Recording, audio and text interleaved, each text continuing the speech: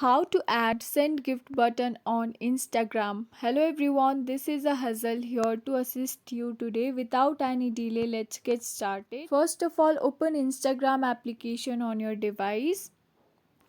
Go to your profile, tap on this three horizontal line, scroll down and tap on add payments. Tap on payments method. As this feature is not available in most of the countries, it's available in limited countries only.